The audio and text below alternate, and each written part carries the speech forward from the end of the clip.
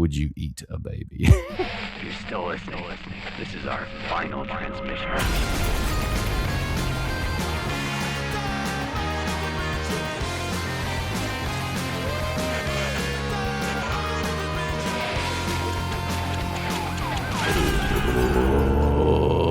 Here it's final transmission. It's me, Sam Russo. It's also Jamie Carruthers, and we're bringing you one horror movie a week from the dawn of time until the end of time. How are you doing, Sam? top of both my game and the world. How are you? Top of your game, top of your world, Top of the morning to you. top of the pops. Top of the slag pile. Hey, Yep. number one, top of the heap. Are you the king of the swingers right now? The Jungle VIP. Yeah, I am. Favorite Jungle Book character? Go. The fucking creepy snake. Sa? Yeah. Oh no, is it Sa? I think it is Sa, yeah. Yeah, nice. Favorite Bambi character? Go. Bambi character? I don't know any Bambi characters except Bambi. Well, Bambi's there's- mom? She's hot. Well, not for long. You fuck a dead deer? I mean, would I, theoretically? Have I? I think that sums up everyone, though, doesn't it? We're hot, and then we're not. We're That's hot true. for not long. So anyway, we're covering another Colby classic today. I'm calling them Colby classics. The CKs, the Colby Classics, CKX. CKX classics spelled with a K.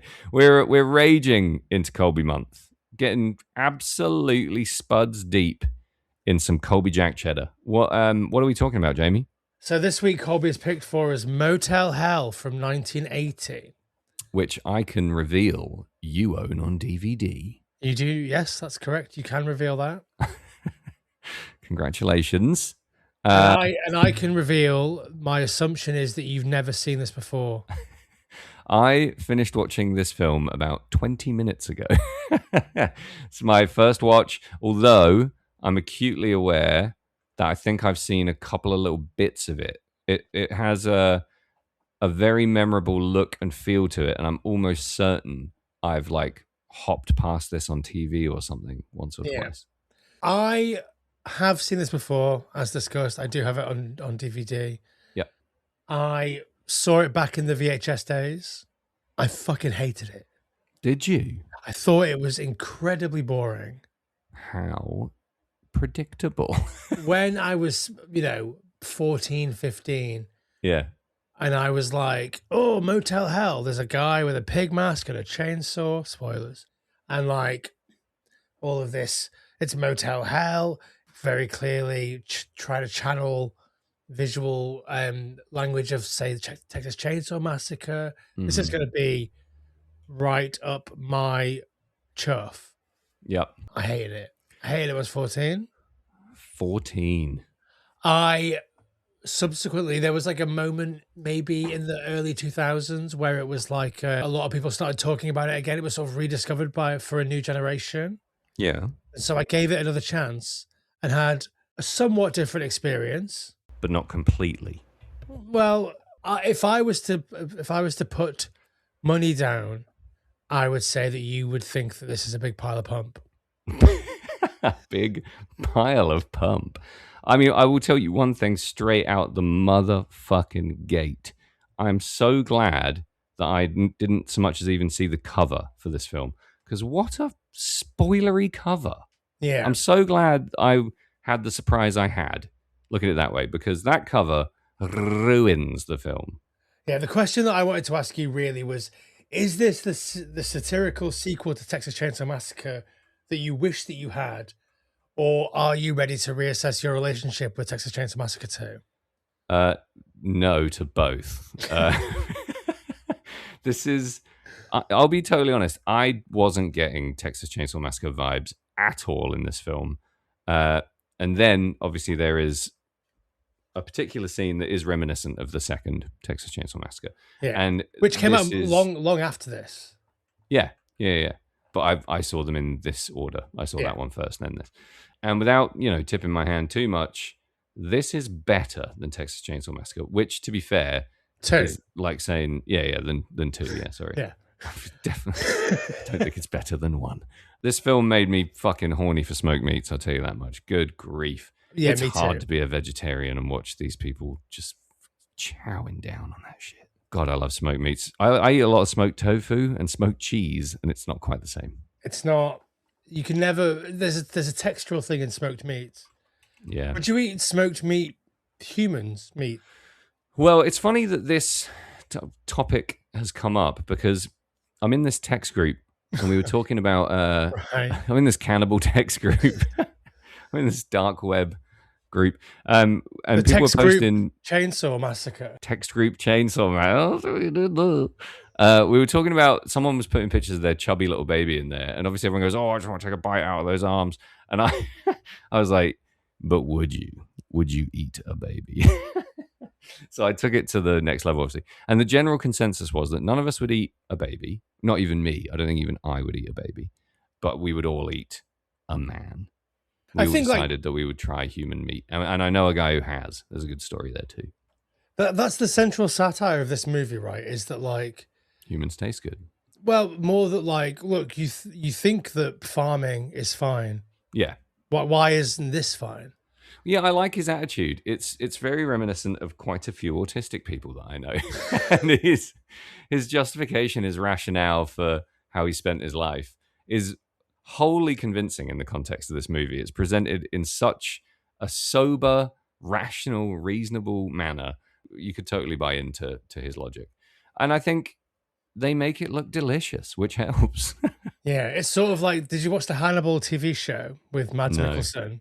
No. All of the human food in that looks like the most delicious food in the world.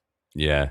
What reason do we have to believe that human meat isn't delicious? It could be the most delicious. Yeah. I like the idea of, I've always enjoyed the concept of like the taste that you get for it. Mm. Somehow human meat is so addictive that you can't eat it because it's like you get the taste. Yeah, I like the idea that that's a transgressive addiction. It's like you get addicted to the naughtiness of it, the forbidden fruit, Adam's ass, if you will. But nobody does that in this movie, which is sad. I'd No, like to that's see. true. I'd like to see more people become addicted to the. I want to see more movies about people becoming addicted to the taste of human meat. They did a sort of a thing in The League of Gentlemen, didn't they? But did it turn out to not be human meat? I can't remember. Don't know. All I know is my buddy has a friend who had an accident and cut like a big chunk of his leg off by accident. A huge hunk of his like calf and thigh area got cut off, and they roasted it on a barbecue and ate it. I mean, I would. You'd have to, right? Yeah. I wanted to eat my foreskin after my circumcision, but they wouldn't let me. You were a baby. No, I was 17. You were like, nah, nah. Nom, nom, nom. No, no. Yeah, I knew I wanted a dick in my mouth as soon as I was born. If I ever get circumcised, you can eat my foreskin. Thank you. Let's get that booked in, shall we? If I ever want to get circumcised, you can eat my foreskin and I will bash you on the top of the head. That's a great idea. That's the best way to do a circumcision. That's a Jackass sketch. They should hire you as a writer. My friend Billy once got one of his testicles stuck up in his body cavity, and when he went to the doctor, they just hit him on the head with a Bible to knock it out. Similar vibe.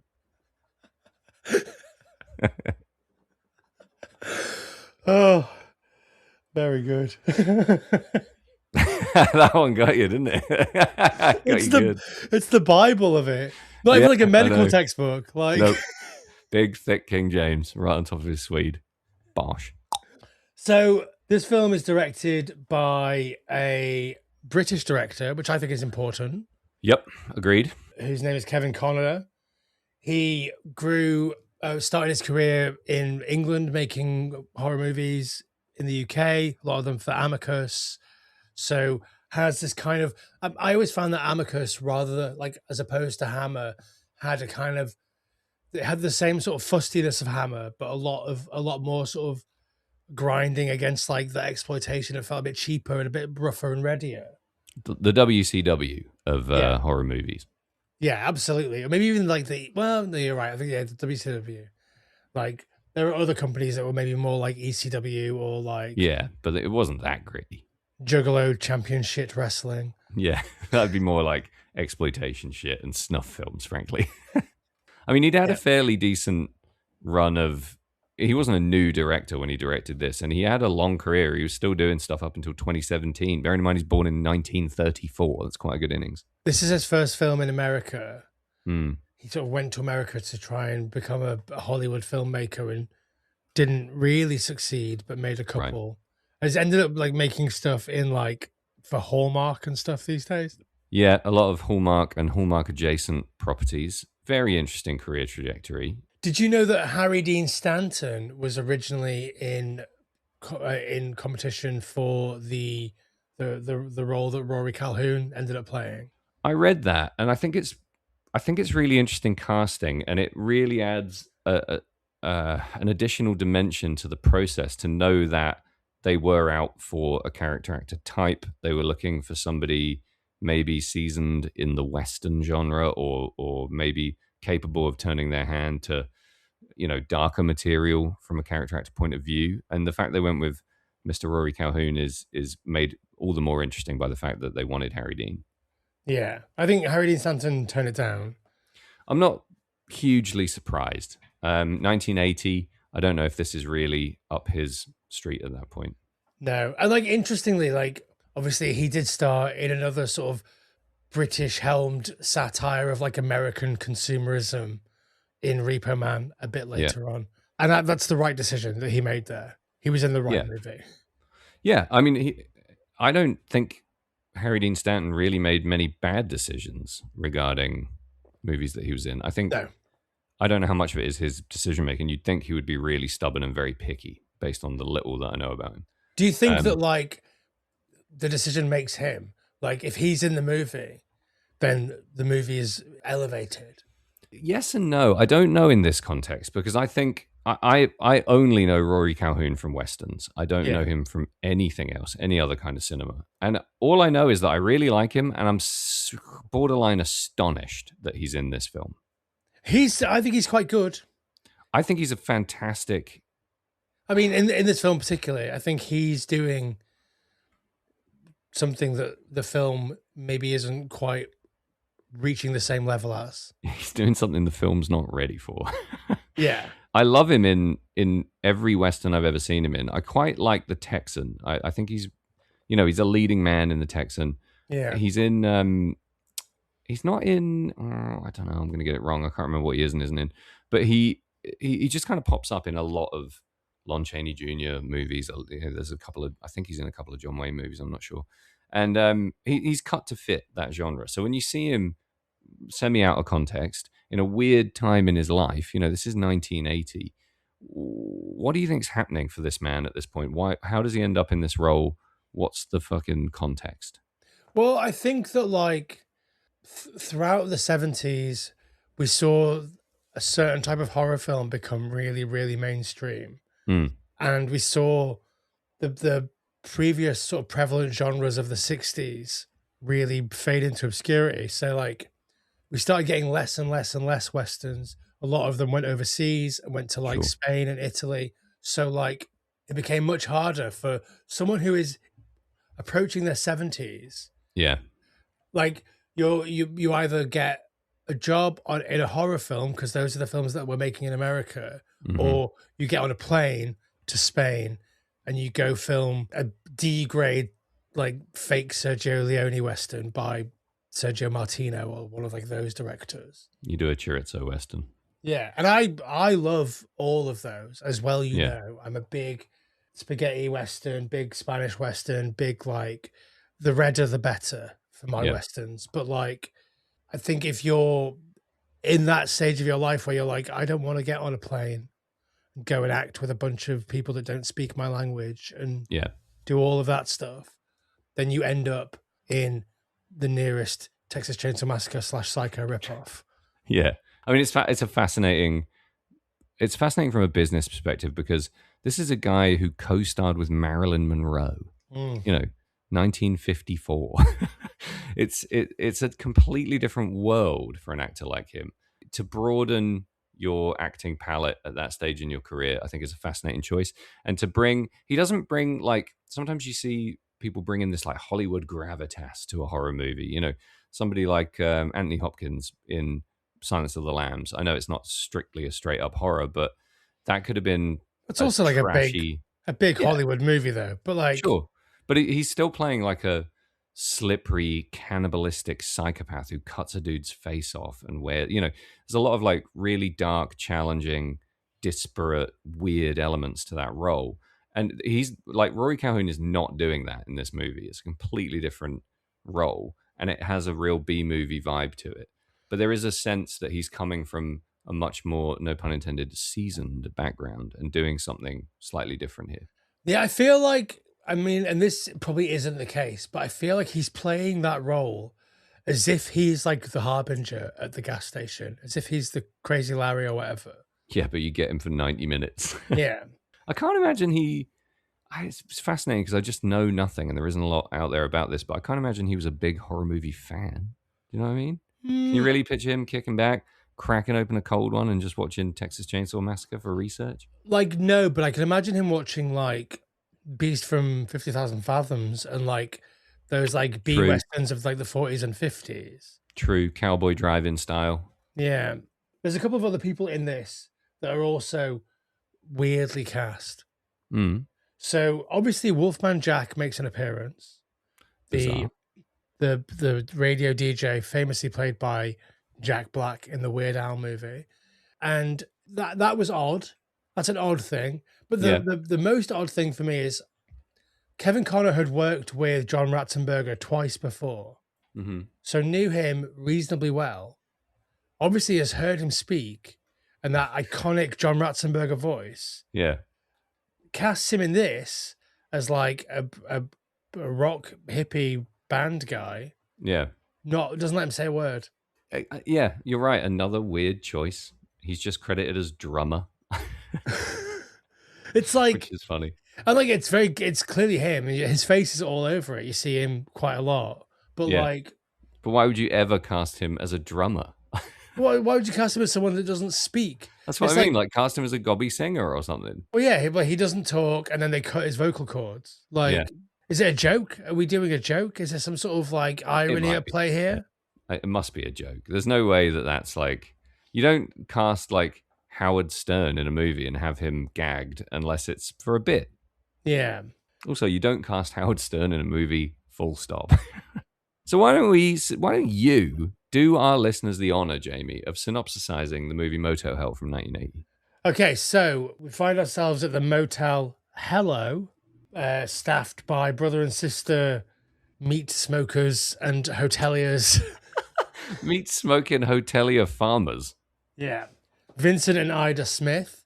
And they ply their trade not by waiting for people to come to check into the hotel, but by going out to the road and hunting for people, scaring up passers-by by using bear traps and shotgun buckshot to cause accidents, and therefore using the injured parties from these accidents in their human cabbage garden, where they keep them until they are ripe enough to be smoked into famous Vincent's special critter jerky or whatever they call it. That was a superb synopsis, and all it's done is compound just how ridiculous the whole idea of this film is.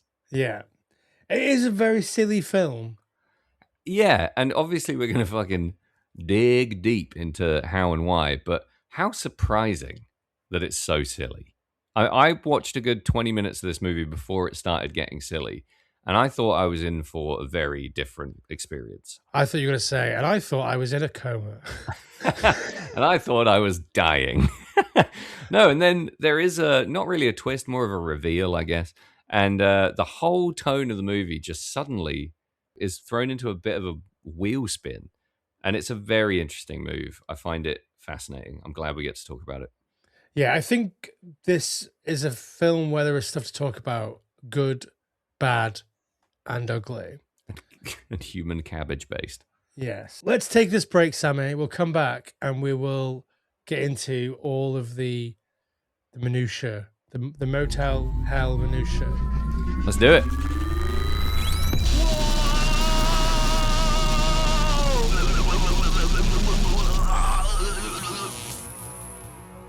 Oh, holy shit. I guess that's why they call it Phantom Power. Oh, I am back in town and looking to party.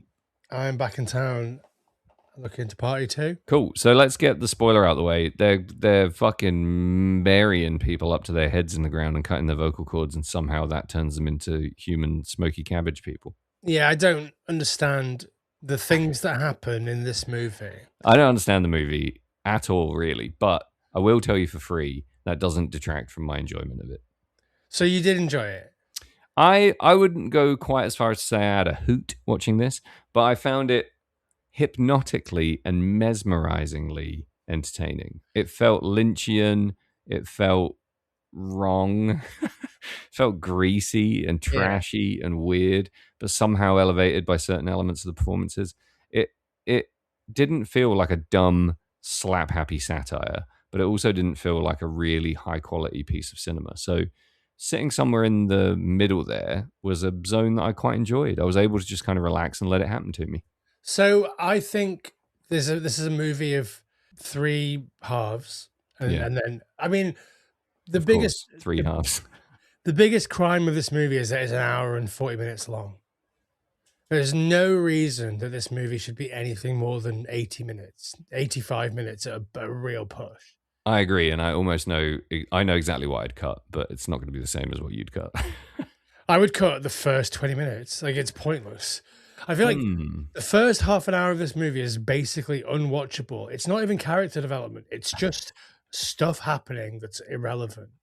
Is it going to blow your mind to learn that I really enjoyed that part of the movie? Well, and then like the second half an hour Yeah. is like stuff's happening and we're ramping up now. And you could easily chop the first half an hour in 3 minutes into the second half an hour, like Evil Dead 2 style, and get everything that's worthwhile in that first half an hour into the second half an hour without costing anything. And then by the third half an hour, at the hour mark, I don't know if it's like stuff starts happening, we see some boobs, or if it's like Stockholm syndrome or what, but like that, I lock in at like the hour mark, and I'm like, okay, there's the faux drowning and all of that stuff. I'm like, okay, stuff is happening now. I feel like we're moving towards a conclusion in 40 minutes. So 40 minutes away from the end, yeah. I mean, it's funny because that's where the movie starts speed wobbling a little bit for me. I really enjoy how this is basically like the fucked up, pretty boring, slow horror version of Paris, Texas for about an hour. Yeah. And then, sure, some stuff happens and it feels a little bit The Burning. It feels a little bit Texas Chainsaw Massacre 2. It starts to smatter in some other kind of happenings. But I would cut the whole chainsaw fight scene. Well, I would cut most of that. Yeah. Like, I think I love a chainsaw fight scene, especially if a guy's in a pig head. Yeah. There's no reason for it to be 16 actual years long. Yeah, well, I aged. It does fall into the running around screaming trap that I hate. And I fought really hard not to disengage just because that was happening. Like, I tried to have the discipline to critically watch the film. But there wasn't, there just isn't a lot for me in those kind of scenes, you know? They actively, literally have made the people under the stairs before the people under the stairs. It's like almost identical. Like there are scenes towards the end of this movie that are identical to scenes from the people under the stairs. Like when the cabbage folk escape and are now somehow feral, been made feral by being cabbagified. Yeah, they become zombies somehow. Like, are they really mad? But because they've got no vocal cords, they sound like zombies, but they're so angry that like they appear like to be zombies, or are they somehow feralated by becoming encabbagined? Like feralated by becoming encabbagined. You really did have 2 sandwiches for dinner, didn't you? I would go as far as to say, I think what's happening is they're like recovering the ability to walk. Because wasn't he saying like sometimes they're buried for 3 years or something? Wasn't he saying he keeps them in the ground for like yeah, but they're running around chasing people trying to bite them. Yeah, that's zombie behavior. That is zombie behavior. I don't think they care. They being the people that made the movie. I think they're just like, let's have them fucking pop out and Yeah. chase people and eat them. Maybe they're eating them because they themselves were being eaten. It's just a tit for tat revenge tactic. Eat me, Yeah. motherfucker! I'll eat you. You know, that kind of Yeah. move. It has, I think, the low energy and the sort of self-satisfied, clever, satirical tone of a film that is much better than it is.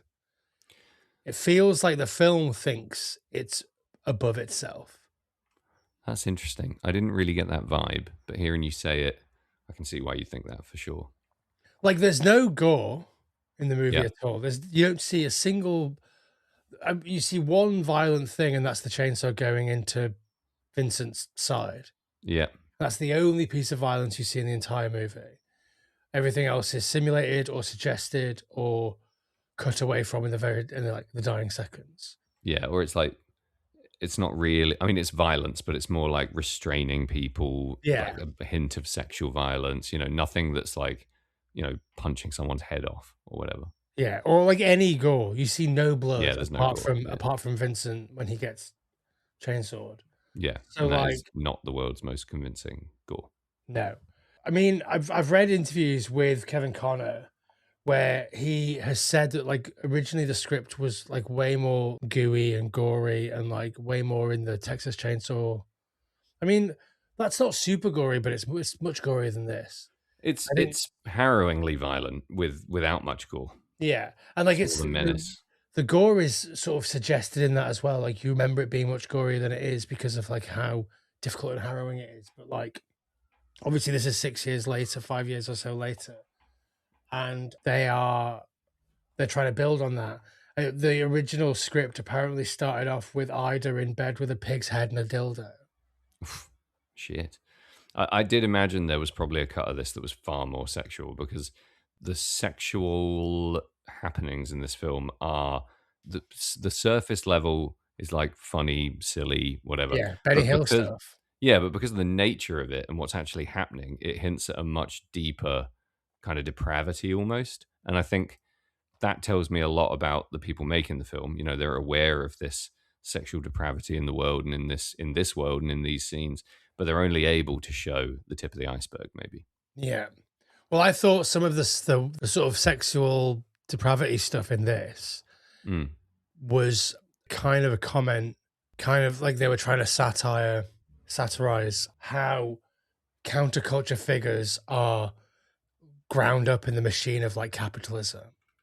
And they all become like because all the people that die, or at least the ones that we see die, or the ones that we see attacked in violent ways, besides like the inspector guy, is like biker youths, Mm-hmm. a rock band, Yeah. and a couple of like swinging hipsters. Yeah. Like they're all counterculture figures. True. I mean, I sort of took that as like this motel is quite remote, and those are the kind of people that would go there. But you're right. There's an element there that's like also, in movies like this where people are killed to be eaten, you kind of have to kill people that don't have a lot of ties to society. Like Sure. the more missed you are, the harder it is to eat you. Yeah. I mean, it's pretty hard to eat mist. Good mist in this movie. Some serious fog, almost like clouds billowing across the road regularly. Really enjoyed that. Good light, great music, some decent shots, some lovely shots. And that's why I don't feel like it thinks it's better than it is. I think maybe it is a bit scared to be as dumb as it wants to be, would be my sort of alternate take almost. Okay. But what I find really interesting, right, Vincent Smith as a character, what the fuck is his deal? Just to go back to sort of what I was finishing saying before about these counterculture figures. Oh, you want to finish a thought? Yeah, I'd like to. How dare you? One in 134 episodes. Do you shoot your shot, bud? So, like, the movie is asking us a question about these figures that he's killing versus him, right? And who is right and who is wrong. And like in the eyes of society, the swingers, the bikers, the touring rock band, are Yeah. fringe figures, weird figures. And this guy who is like fairly upstanding member of society, but is Hmm. also like a businessman. He runs a successful business. He's famous within the nearest 100 miles or whatever. But Pillar of like, the community. yeah, but like he's also doing some things that you might frown upon if you were, a Farming humans like cabbages. well, yeah, but again, like the movie we're satirizing as well as like I think the way that the counterculture was subsumed into like capitalism Sure. after the death of the 60s and the summer of love. Like Hmm. he's also satirizing the meat industry, as we said, and how like the delineations that we make between eating a dog and eating a horse and eating a cow and Yeah. eating a human.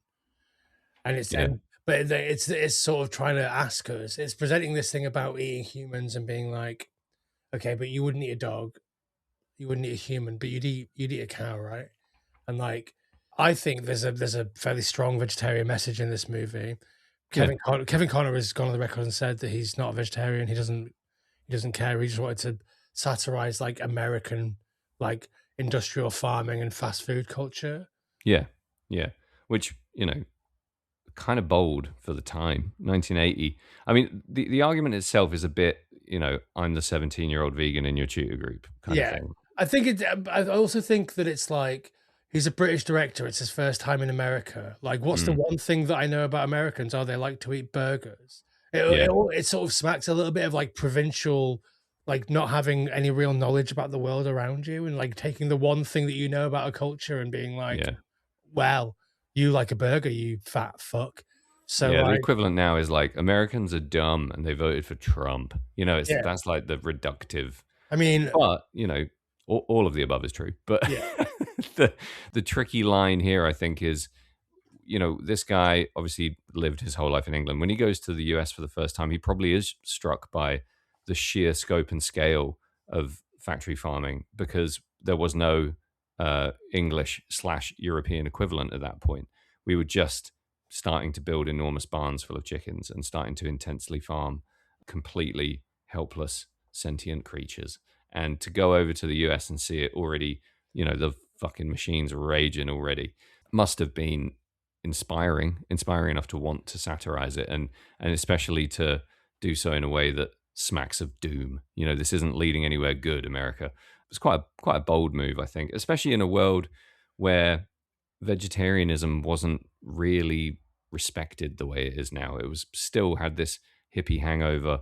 It wasn't really catered for. It was still an outsider move.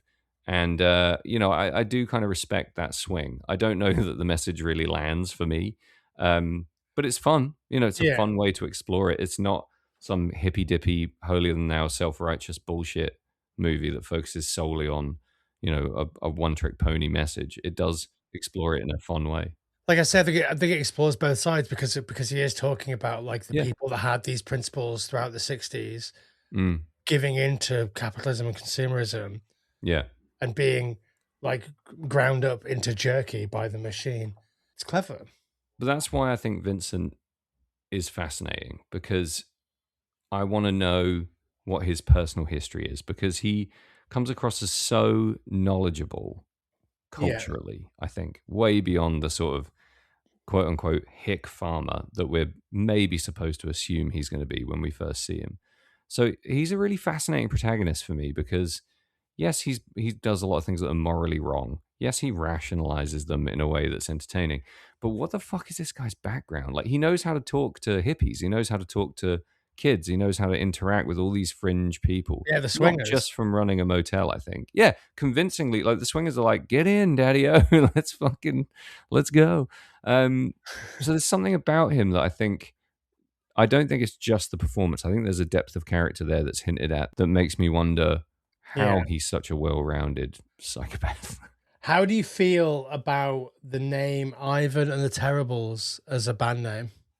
Pretty great, to be honest. Yeah, I, it's I pretty good, just isn't think it? it's pretty much top shelf. Yeah, really good. When Um, when they sort of blaze onto the screen with the rock music and they're all having fun in the van, the movie like comes alive for the first time. yeah, it's And another big tonal shift. I was like, "Oh, good.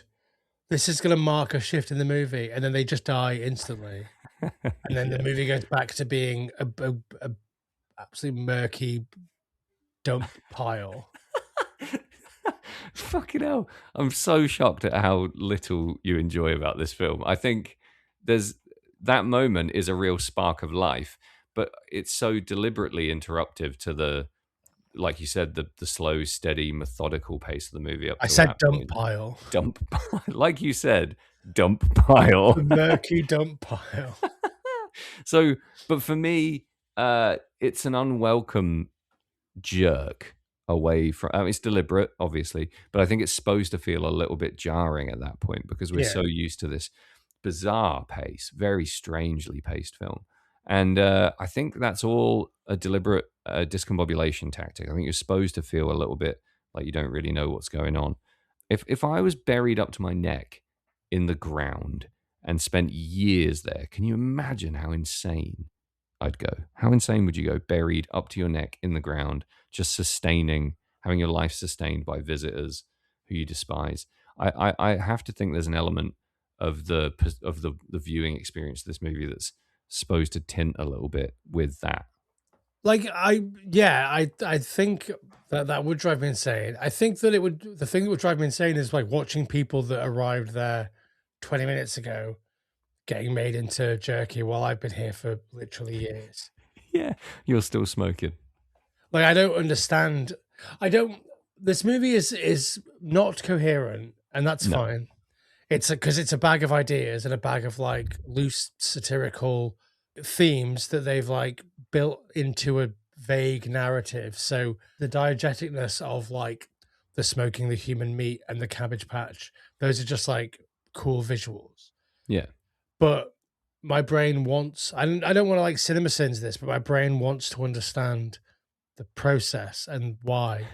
So Yeah. like, what is it about burying someone up to their neck that makes them good to be smoked? Is it, or is that just like an easy way of imprisoning someone where you don't have to keep them locked in a cage because like soil will contract around them or whatever? Totally encase you. Yeah. I mean, I thought little column A, little column B. I didn't give it too much thought, but what I thought was, what an incredibly practical, cheap, affordable way to apparently smoke a human. Yeah. I just think that's quite clever. I also found the first reveal of what was happening there really quite surprising, as I already said, but also genuinely scary. I think I just thought it was like a ferret in a bag or something, or like rabbit something. weasels. Yeah, like another bag of weasels. Bring them back. But when that first fucking reveal that it's a head, I didn't know what was happening. I was like, is that a fucking talking severed head? What is this movie doing? And then you figure out what's going on gradually through these little tidbits. And I do think it's a well presented, sinister as fuck scenario for this guy to wander into. And I think I would lose my fucking mind if I found someone buried up to their neck with no vocal cords, just screaming desperately at me in the foggy night. I'd snap. I think one of the great things that they did in the marketing of this movie was they hinged a lot on that one scene of like him taking the bag off the thing that we don't see in the trailer. Yeah. And being so freaked out by it that he falls backwards. Yeah. And if I'd have seen that in 1980, I'd have been like, well, I have to see that movie. I have to find out what's in that bag. Yeah. Yeah. Absolutely. There's something about not knowing what's in a bag or a box, or, there's a fundamental fucking Jungian mystery there that appeals to everybody, especially in a horror context. I remember one of the first experiences I ever had of a role-playing game was there was a Dungeons and Dragons board game that was supposed to be for beginners. It was so insanely hard, Jamie. I cannot play it now as a 41-year-old man who has played thousands of hours of D&D. I still can't figure out this fucking board game. Which one was it? It's just called Dungeons and Dragons, the board game. Okay. It features the Sounds easy, mate. powerful wizard Zanza Tem, who I love and have used in a million campaigns. But the first thing that happens, right, is you're a little fella at a market, and you're given a bag, and you're told that you have to take it to this guy and deliver it. And if you deliver it to him, you'll get paid a reward, but you are not under any circumstances allowed to look in the bag. So what do? You look in the bag. Bear in mind, you've created a character. It takes about 4 hours to get set up for this game. There's been an establishing scene. Nothing really has happened yet, but you're starting to move around this world a little bit. Obviously, you look in the fucking bag. You've been desperate for something to happen. You look in the bag, it contains a basilisk that turns you to stone immediately and you die and you have to start again. It's I think, such a bastard move. But I love what's in the bag, what's in the box has always appealed to me as a hook. And I think there's obviously some great movies that hinge a full 90 minutes around that. And yeah, just the idea of fucking seeing that trailer while you're out watching, I don't fucking know what was out in 1980 that was trashy and would have had this as a trailer. The like, Stuff, yeah, the Burning, The like, Burning. No, The Stuff was 85. the I don't know. Around that time, you're in a a late night cinema situation. The fucking trailers come on. You're watching Maniac, and there's a fucking mystery bag. Oh boy, count me in. yeah.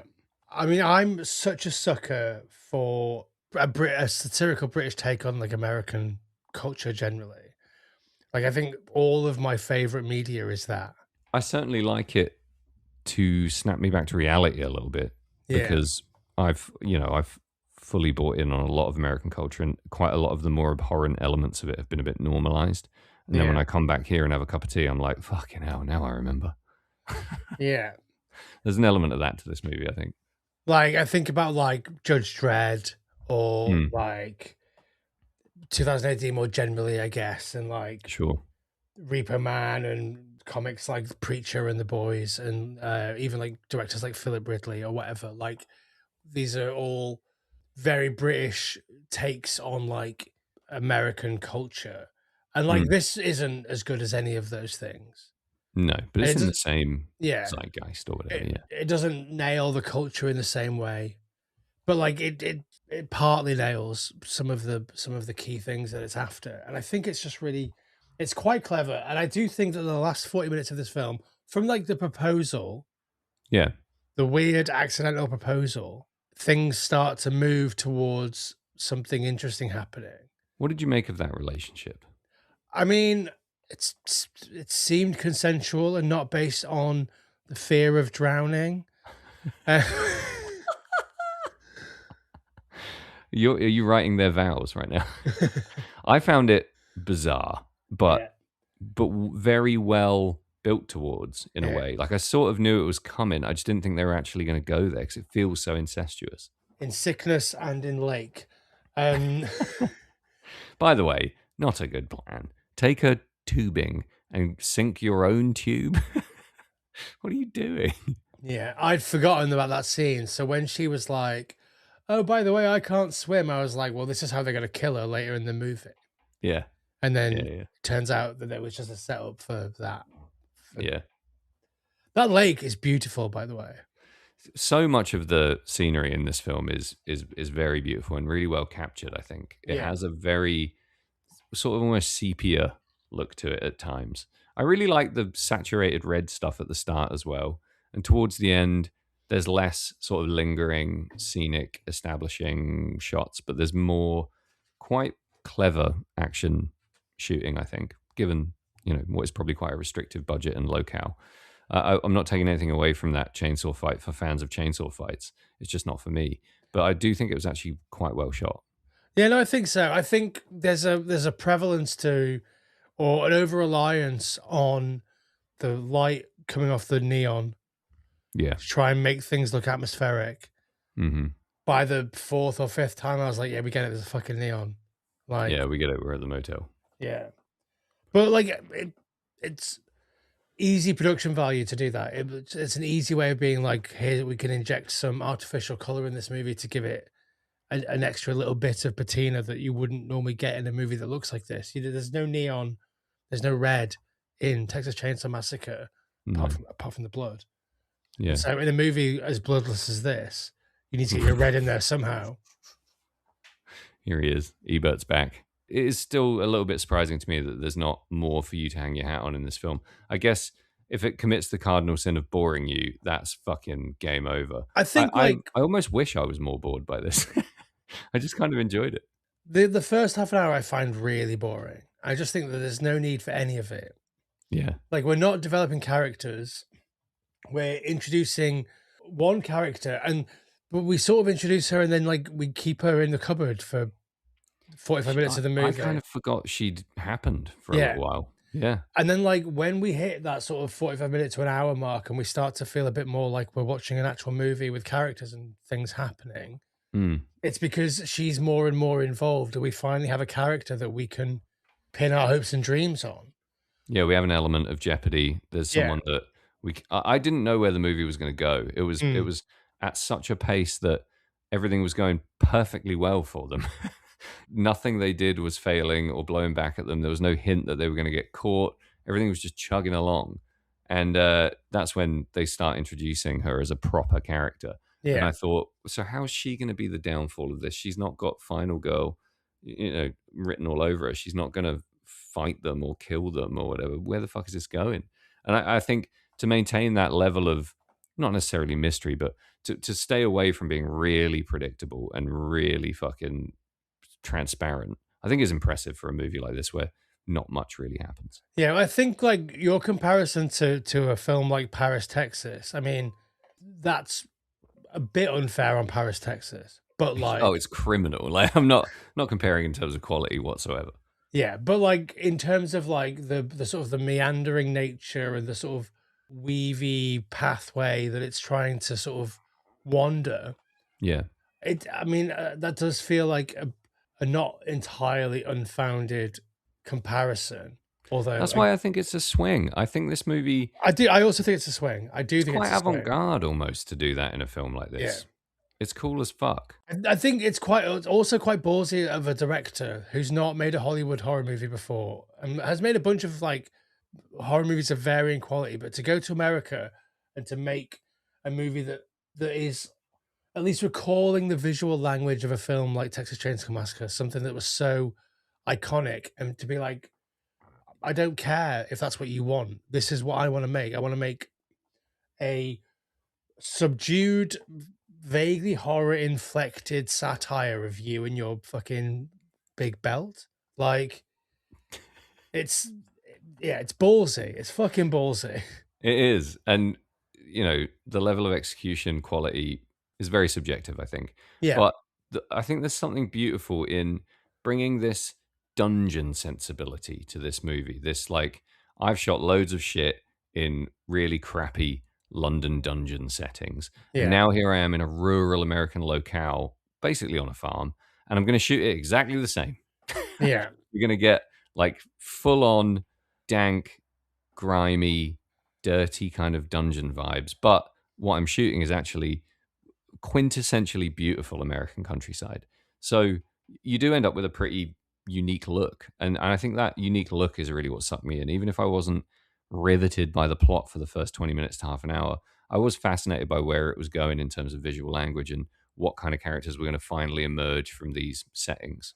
Yeah. I mean, to counterpoint this with Hell Night that we talked about last week, Yeah. which is another instance of a director. I mean, we at least hypothesized of a director who has grown up liking a certain aesthetic and is trying to apply that to a new context.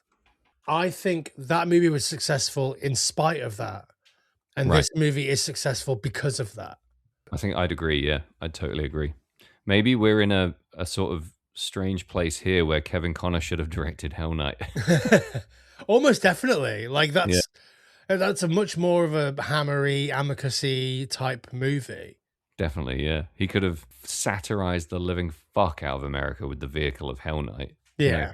That is something that's maybe missing from that movie in a way. Colby's a genius, isn't he? Yeah, it's almost like he's thought it through. Weird, right? He's thought it through more than us. I already way preferred this to Hell Night. I mean, I feel like I'm kind of biased in that I love a rural American locale. I'm a motel fiend. I find this visual language immediately endearing. It's a really good time period for me in terms of movies. And even if it is a little bit dull around the edges in terms of sharpness and speed and general kind of plot points, there's still just something really endearing. It feels like it falls fairly firmly into slightly more challenging comfort viewing than necessarily a ripping good time. I find the female performances interesting in this as well, because it's not like a movie like this. I thought we were going to be overwhelmed with tits and ass, and we're not at all. There's some pretty strong narrative led characters in this movie that do a lot of heavy lifting in terms of moving shit forward, and I find them all very interesting and very convincing. Yeah, I don't care much for Nancy Parsons as Ida. Ida. I didn't really think that was a good performance. What about, do you like her in Porky's? Well, Porky's 2, sorry. Yeah, the next day. No, I don't. Porky's 2 is an absolute abomination.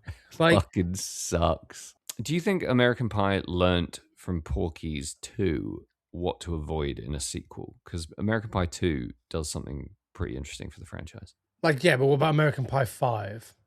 Not the same team. I mean, by the time American Pie starts doing like Naked Mile and following, I just can't believe you could even call those films. They're so atrocious. Even I haven't watched them all the way through. I couldn't do it. Couldn't get through them. Me and Claire got really excited in COVID and said we'd watch all of them. You know, we'd do the full marathon. And as soon as we hit fucking whatever 5 is, whatever is after the good ones, I couldn't get through a single one of them. We tried every single one. We couldn't get more than like 15 minutes through. There's one in 2020. American Pie Presents Girls Rule. Did they start just doing like the National Lampoons thing where they would just put National Lampoons blah, and you could you could pay the National Lampoon $50,000 or whatever and to put National Lampoons before your shitty movie title. Exactly. I mean, this is called American Pie Presents Girls Rule. It's exactly that. There's a guy in it who looks exactly like Kevin. There's girls eating a pie. It looks like it could be great, but it has 3.9, so it's probably not. Is Eugene Levy in it? I don't think he's in this one, but he is in several of the the previous ones. Like, that man will cash a paycheck. I guess in 2020 he was having a bit of a resurgence with Schitt's Creek or whatever, right? So if we get $50,000 from patreon.com by all of our listeners signing up to patreon.com/final transmission for uncut video and audio versions of episodes like this, can we pay the money to become National Lampoon's Final Transmission? No, but we can pay the money to be American Pie Presents Final Transmission. How's that compromise? It's great. Perfect. Yeah. I'd happily do that. Count me in. So you know what you got to do, guys. Patreon.com/Final Transmission. Do it. The pig head chainsaw is such a striking visual. Sure. Like, it looks so... This is an unwieldy, impractical thing. We'll give a guy a mask that's a big pig's head, capitalist pig, you see? And like... That's what you did there. We give him a chainsaw. He can't see shit. We'll make him fight with his sheriff brother who tried to rape his fiancée. She was okay with it in the end. Like... Fucking hell. Like, the pig literally has its eyes in its head as well. It's not like there's eye holes or anything. Yeah. It's just putting an animal's head on your head. Yeah. It's like Luke Skywalker trying to fly the fucking hovercraft thing inside the Wampa. Yeah. Like, except he can use the Force. I don't think this guy has that ability. Maybe he can. Maybe we missed that. Colby, let us know. Did we miss the whole point of this film? Is he in fact using the Force? Kevin Connor made a movie with David Prowse in it. There you go. That's all you need, connective tissue wise. The same year that Star Wars came out, I think. Wow. But yeah, so you almost just put that in so you can make that the marketing because it's so cool. It's almost like I don't remember who produced this, but like your Irwin Yablans or your Deborah Hill or your Roger Corman or whoever it is behind this. It's the Jaff brothers who wrote it, and also there's 3 Jaffs. I don't know the Jaffes. Yeah, it's Robert Jaff. Is it Jaffe? It's Jaffe. Yeah. Okay, you got Robert Jaff, you got Stephen Charles Jaff, and then you've got Herb Jaff. Which, let's also address this. Americans say herb instead of herbs if you're talking about your herb garden, but they say herb instead of they say herb abbreviated Herbert. Why? Let us know on Instagram. Follow us at Final Transmission, at Samurai So Music, at Carruthers with a Z. Yeah, and no way. Do you reckon they were trying to separate the herb from the Jaff? Oh my god! Just when I think we've peaked and we might need to wind this down a little bit, you come out with a joke that reframes my entire perception of reality. Yeah, but so like it's almost like that someone was like, we need to put this visual in the movie just How so do we we can do it? we can Yeah. sell the movie. Do you think it influenced Saw, or do you think it's just a thing that putting a pig head or pig mask on is cool? I think it's cool. I don't like it, for the record, but I totally buy into everything you're saying. If you're gonna hang your hat on a visual from this movie, it really should be Yeah. that. It hangs like all the marketing hangs on those two visuals: pig head, chainsaw, cabbage patch dudes. Yeah, And and chicks. I do find it sad that they give away the entire plot of the movie with the Cabbage Patch being on the cover. But again, like, what choices are you left with, really? Yeah, I mean they reveal it fairly early on. True. Well, But- it felt like it was quite far into the movie at the time, but Yeah. yeah, I get what you're saying. Yeah, I find them as a couple to be, well, not a couple, but as a pair, I find them to be pretty wonderfully insidious because I do kind of like them. I'm very scared of them, and I don't know who they're going to kill.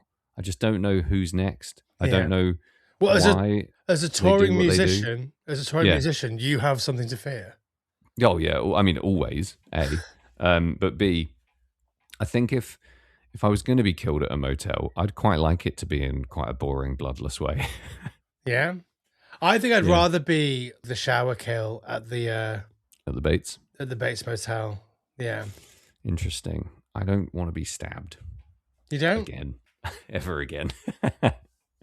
I don't. Yeah, don't want that. I wouldn't mind being like chloroformed and then waking up and someone's like buried me. I'd probably just try and.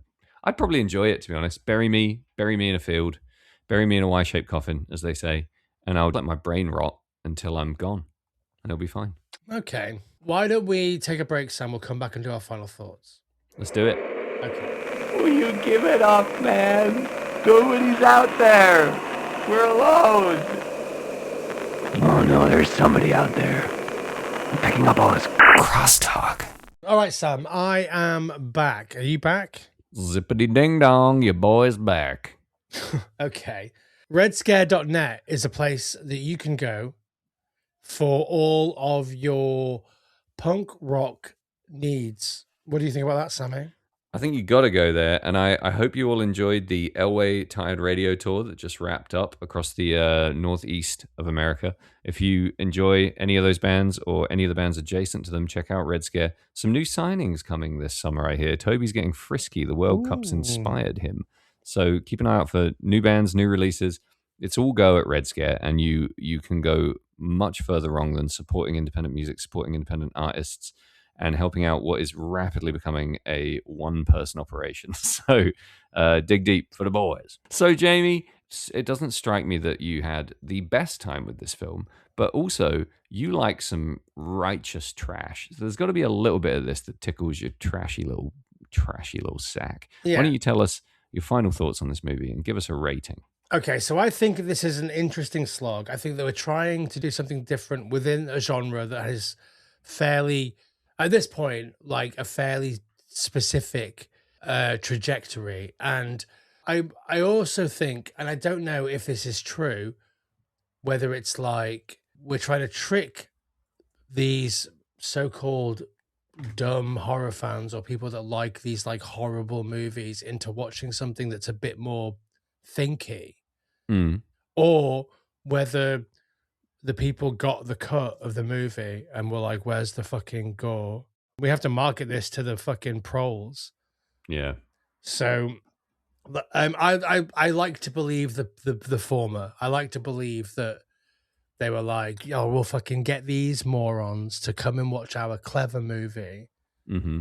I think like they sort of make something that doesn't really appeal to me as a horror fan, and then also doesn't quite appeal to me as like a cinema lover.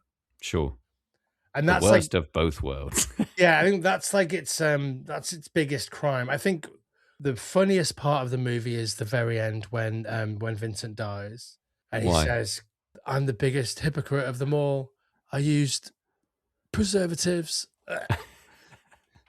I think that's the perfect way to end this movie, and it almost like retroactively makes the previous hour and 40 minutes better. Sure. it's really good, funny writing about. I mean, overall, it's not good. I think it sort of fails. It's intelligent and it's got.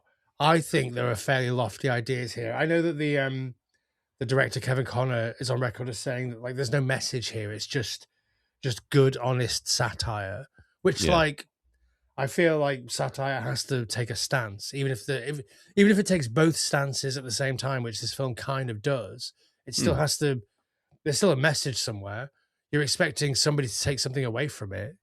Yeah. Feels contradictory to say there's nothing to this film in terms Yeah. of message. It is a deep and intelligent satire. Those two things don't go next to each other, dude. No, but I think it's good enough. I think the satire stuff is strong enough. Like, if this film was shit, we couldn't have had the conversation that we've just had. No. So for that reason, and for that reason alone, it gets 10 out of 10. No, it doesn't. It gets it gets 8 out of 15 human cabbages in the garden. Nice. What about you, Yeah. Sam? I agree with a lot of what you're saying, but I found it more entertaining. I think I had a slightly better time actually watching the movie, and to the point that I really respect this film. I do think it's a big swing. Hmm. I think it's incredibly fun despite its lofty intentions. It does know how to goof and be silly, but it also has these long, ponderous periods where nothing happens, which I personally love. And it only kind of stoops to running around screaming and chainsaw fights because it kind of feels like it has to at some point. I think this movie feels like it was made hungover. It has this hazy, sweaty, sort of lumbering filmmaking quality to it at some point. But it also feels vaguely surreal, which I really enjoy. So Yeah. there's a lot going on here that I found very entertaining. I'm going to give it 10 smoky chodes out of 18 because while I'll probably never watch it again, I did really enjoy watching it this one time. So Yeah. cheers for that, Colby, you absolute bloody legend. Oh, there's a scene that I forgot to mention that I really enjoyed when they go up to like the lovers leap or whatever, and they scare off all the doggers. I really enjoyed that. I thought that was great. That was good fun. Yeah, I quite like the cops in the movie. Again, subversive, not doing exactly what you expect them to in this setting. What, sexually assaulting people? All right, sometimes subverting what you expect. Yeah, just another happy-go-lucky cop romp. Well, thanks for that, Colby. We've got one more of Colby's picks left. That's going to be next week. One more film. In the meantime, don't forget to, like we said, go to patreon.com/final transmission, go to his social media, follow us there. Make sure you like and subscribe and all that fucking stuff. But for now, Sam, why don't you say goodbye until our next final transmission? Goodbye until our next final transmission. Goodbye, everybody.